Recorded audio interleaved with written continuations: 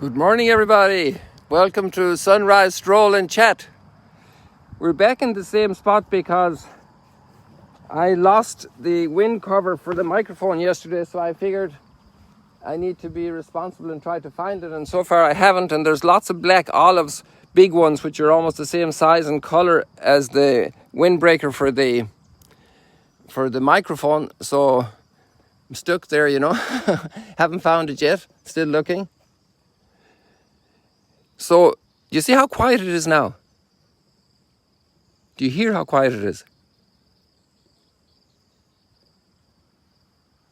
Imagine after the miracles, when Jesus, in this area, this is Jesus' country, people. That's Capernaum again over there.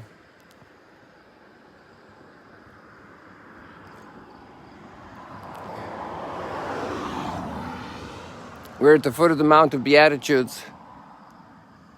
And we're probably a little closer to Capernaum than we are to Tabgha, the multiplication of the loaves over there. So we're probably 2/3 of the way from there and 1/3 to Capernaum. So now you know exactly where we are. And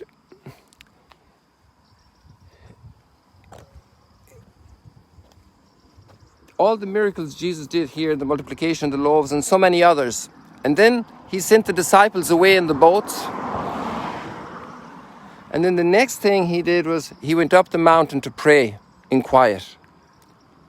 And the disciples knew to find him there. Many times they'd get up in the morning, there were already people looking for him. They'd look, where's Jesus? He didn't have breakfast, where is he? And they went out to search for him in a quiet place, and they found him praying. So much so that they even asked him, how do you pray? Teach us to pray. So that's Jesus, Actually, look at it. I'm not sure if that's a disciple over there, but there's a canoe out here. And I was actually looking around for them the last 2 minutes, and now I see them because I'd seen them earlier. They came over from Capernaum area. It's a nice way to do your meditation in the morning. I'm not sure who's there. But you see just over the bushes there in the water, there's a little water vehicle. Maybe it's fishermen, I really don't know. But they made some tracks because a few minutes ago they were over there to the left near Capernaum. We'll keep an eye on them.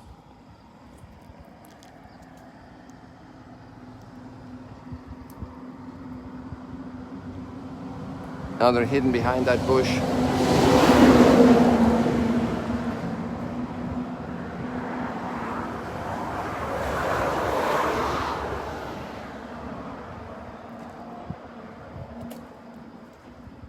There we got a better view.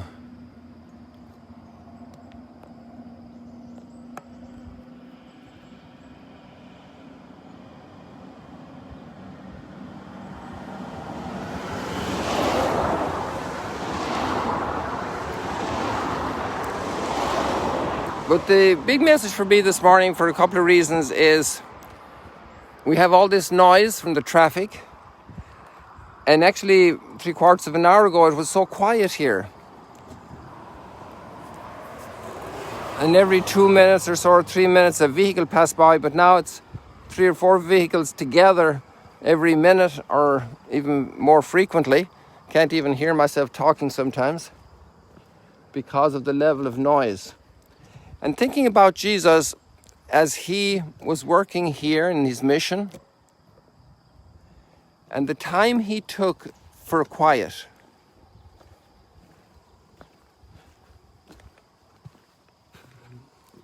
Some people are night people, so maybe they can understand how Jesus liked that nighttime.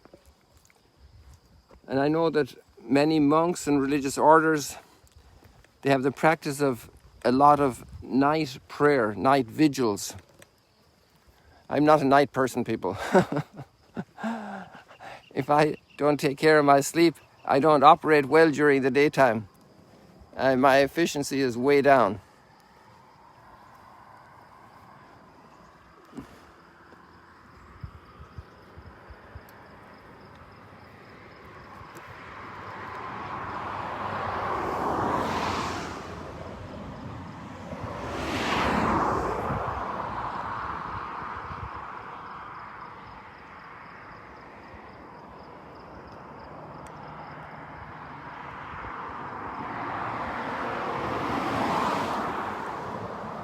Oh, I see. I think the sun is right there.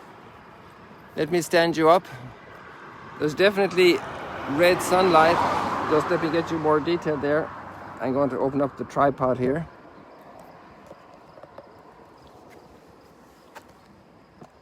Okay, watch this. Come on.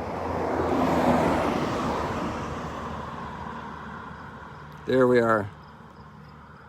I was up too high. It's so gray.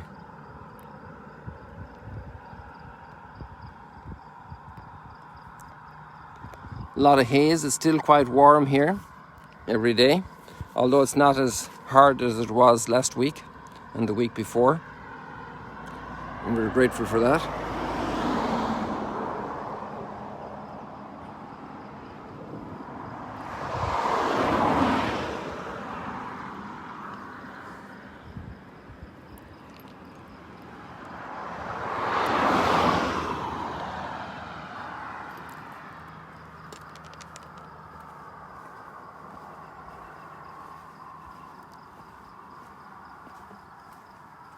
We're heading over towards Capernaum again today. Depending on how we do time-wise, maybe I'll take you to the gate so you can see the signs of Capernaum, and then you'll see that I put up some props to make you believe we're in Capernaum.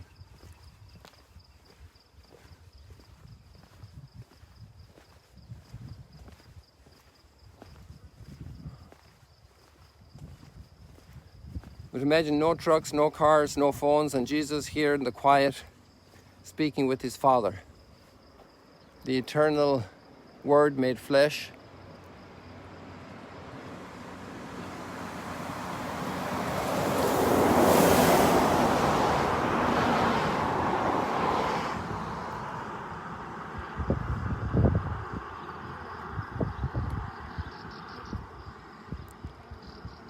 After the hectic of those days, the people wanting to make him king, and that's not what he wanted.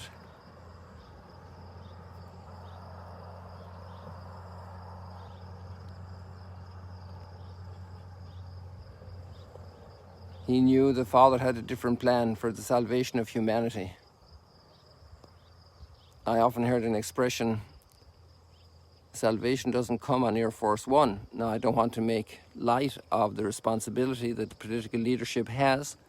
It definitely has a lot of responsibility. We need to pray for our leaders. The letters of St. Paul bear evidence that we pray for our leaders, political leaders, even though the Roman Empire was not that friendly.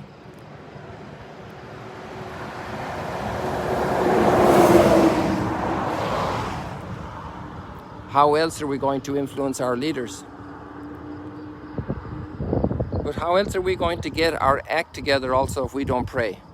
The need we have for prayer, for that quiet time, for that still time. A little solitude. Choose your time. Make sure you have a downtime every day. There's a very wonderful text today from St. Paul.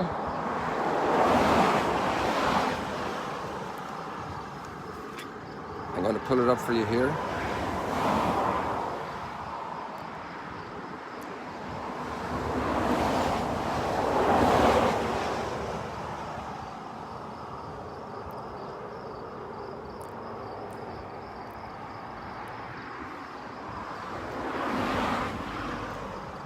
Actually, when the traffic is so intense, there's no point speaking. So I always take advantage then of the breaks.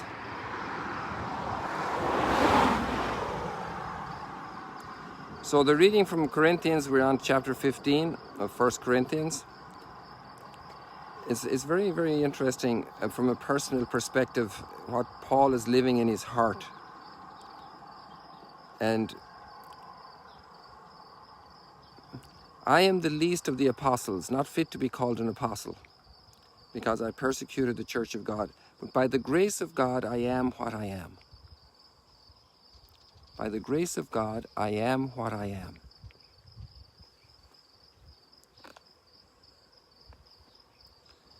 We're here at Sunrise Stroll and Chat in the Sea of Galilee for those who have joined us. And His grace to me has not been ineffective. Indeed, I have toiled harder than all of them. Not I, however, but the grace of God that is with me. So I'd like to stop there with that text at that point and consider that incredible statement of reality. Oh, it's so quiet. Let me stop talking. Just listen.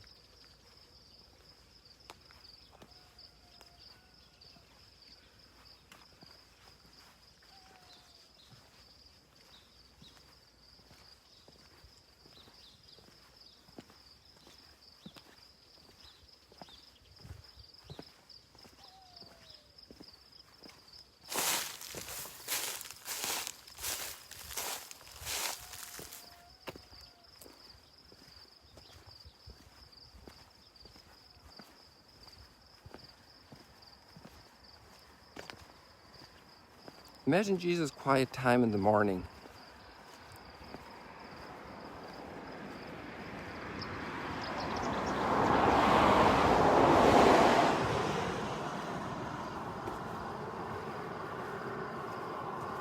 And the disciples go out and finding Him in prayer.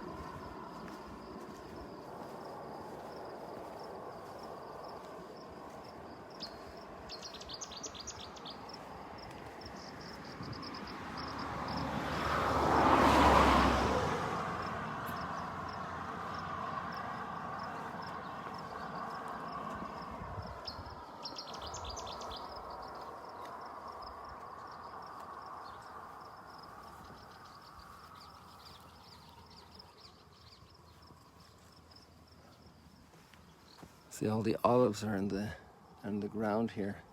So I'm looking for something that size, which is the cover for the microphone. But that's life.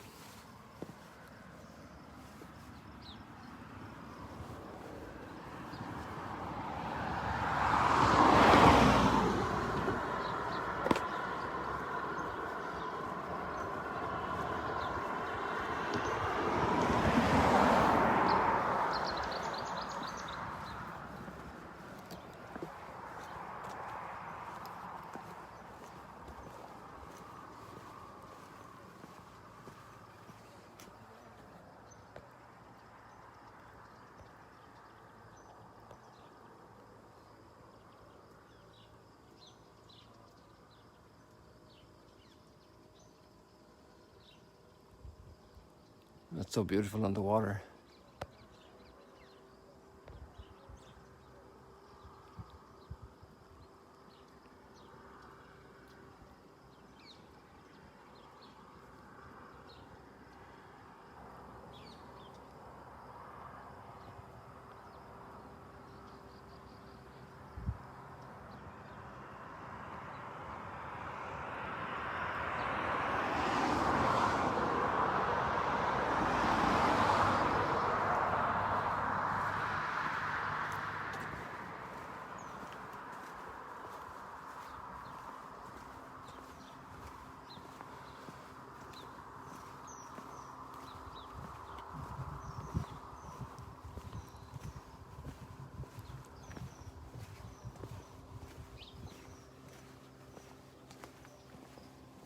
I heard an engine out there, so I think, oh, it is a boat. I can see the tracks of it, I think. Yes. So there are some people taking off on a boat with the motor.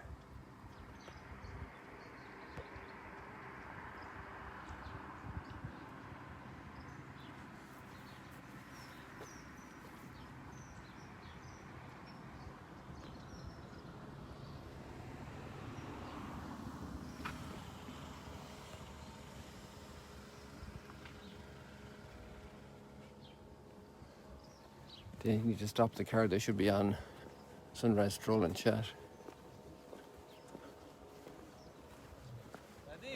Nadim! Shana Tova!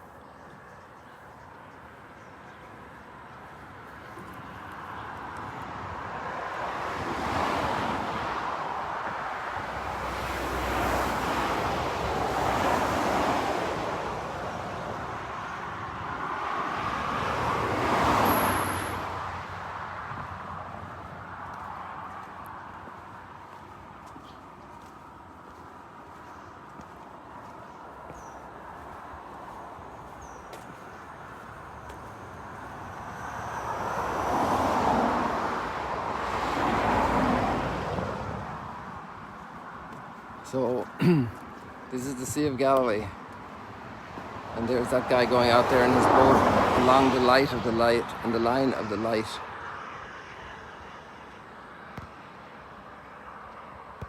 Right there in the light. To walk in the light, to row in the light. And that's prayer. And that's grace.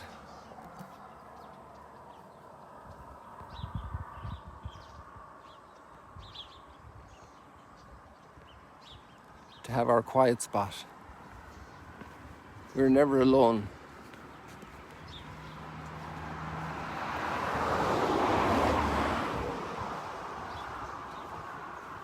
And sometimes we are best accompanied in quiet, not with the multitude.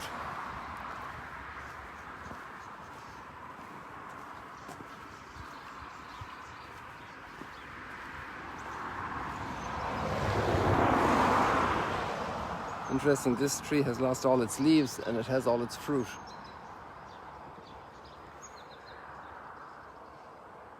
It's amazing to see elderly people losing a lot of external appearance and agility, and yet they are filled with goodness. Sight is dimmed, hearing is not so great, bones are a little bit tied up. All the beautiful leaves are gone, but a lot of fruit is growing and maturing. Sometimes the last years of life can be the most fruitful in God's eyes.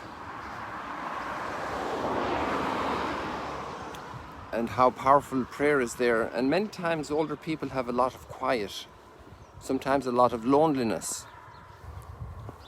So we need to take care of them in that situation, to provide some company, but also not to diminish the incredible role that solitude can have in bringing them to great maturity spiritually.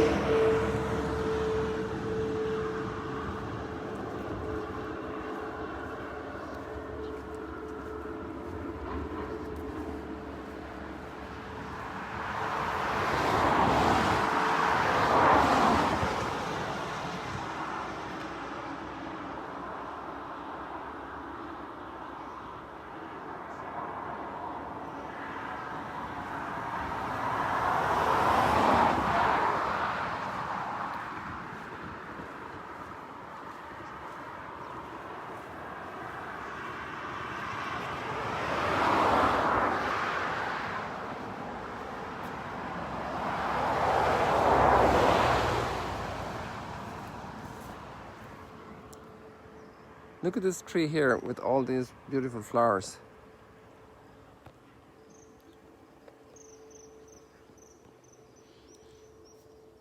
I'm not close enough to see if it's a Ponciana, because we have the red and the yellow ones in Magdala. But somebody sent me pictures of Portugal, of Lisbon, and the streets are lined with trees. I think they're that color. They're the same ones, Ponciana, so they have a variety of colors.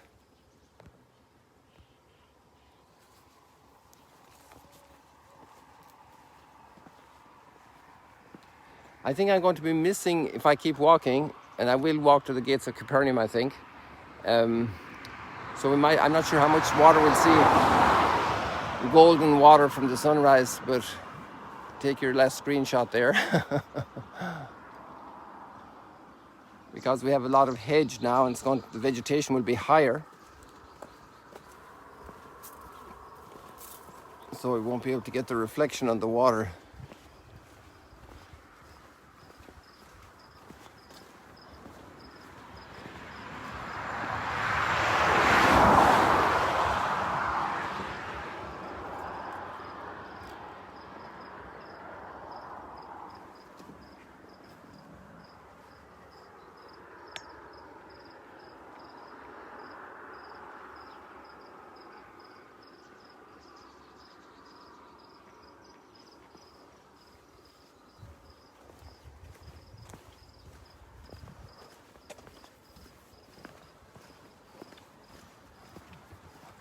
Good morning.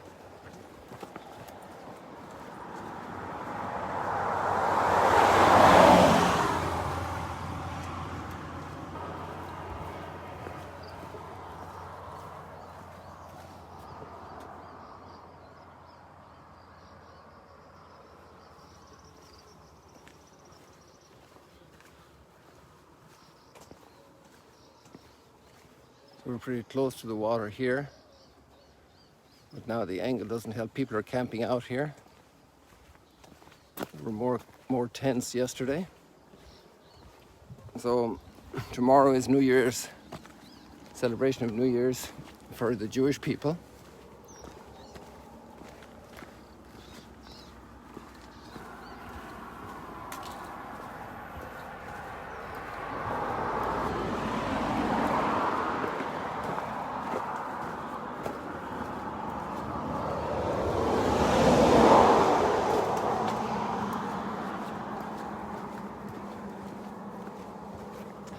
Now Capernaum is right here, so we're going to see the signpost so you can see that I wasn't pulling your leg.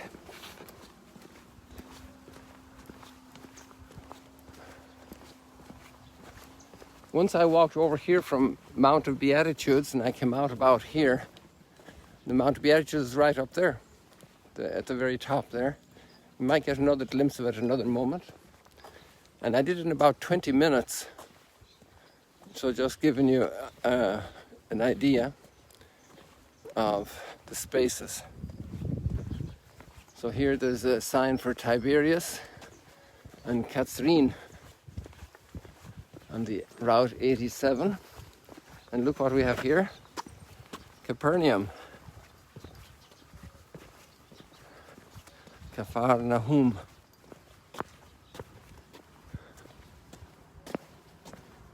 So here we come.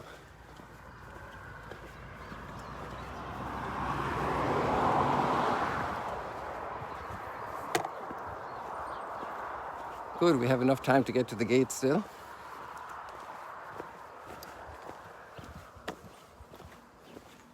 Capernaum is one of the sites that is open for a couple of hours each day, thanks be to God, so people are able to come here and visit.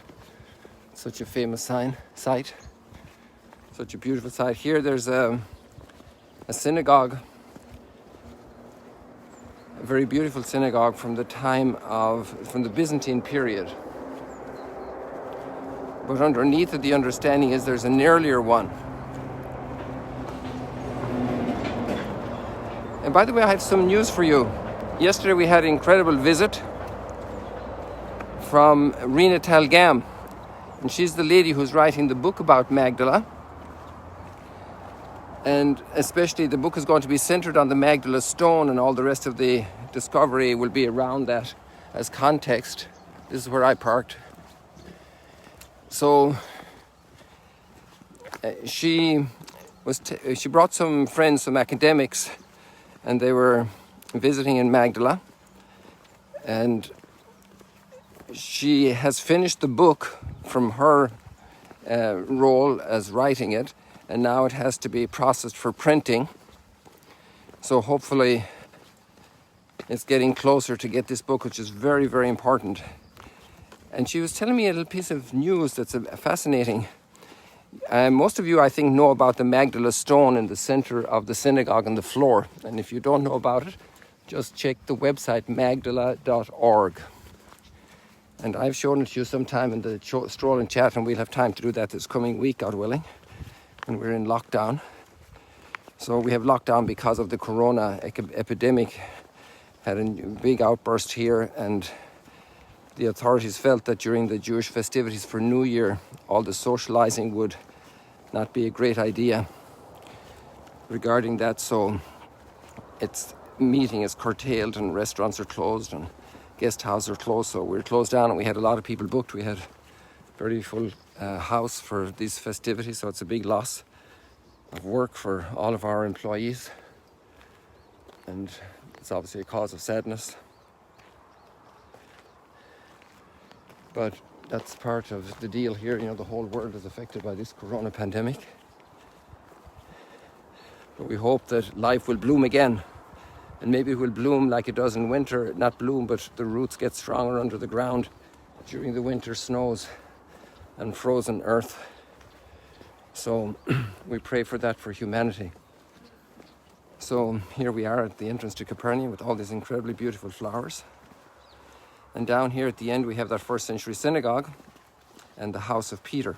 So she told me yesterday that another archaeologist, professor discovered another synagogue in the Golan Heights with a stone in it. And the stone is similar to ours in shape and in size, but it doesn't have any decorations on it, unlike ours. And so that's the third synagogue with such a stone, because a year after ours was found, there was also one found in Horvat Kur through a Bavarian professor working in a Dutch university. And that has been quite published, and it's a very interesting stone. So it only has two decanters like our stone has, which flank the menorah, but it doesn't have further decorative elements, as far as I know. A few things maybe. And so here we are, people. Capernaum, Custodia Terra Santa. So the Franciscans run the custody of the Holy Land. And so now it's closed because of the lockdown as well. And here it doesn't say Capernaum, does it? No. So it's just instructions for visits, but everybody knows this is Capernaum, and you saw the sign already. When you go down further, there's another gate going into the archaeological site, and there it says Jesus' hometown. So the very fact that we have now a third synagogue with such a stone, it's also Byzantine period. So the two other ones are Byzantine period synagogues, whereas ours is a first century synagogue, which makes it so important. From the time of Jesus, when he would be preaching here, he would go to all the villages and towns of Galilee, and he would preach in their synagogues and heal the sick. Oh yeah, here it's written, look.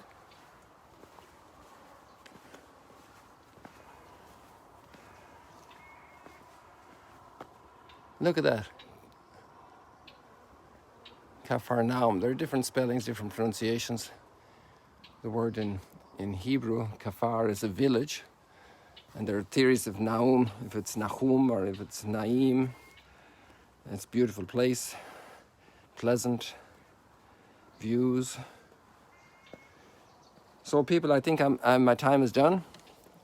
I'm really grateful that you're with us today praying, and we'll be in touch. We've got a special surprise for tomorrow morning. So see you later, alligators.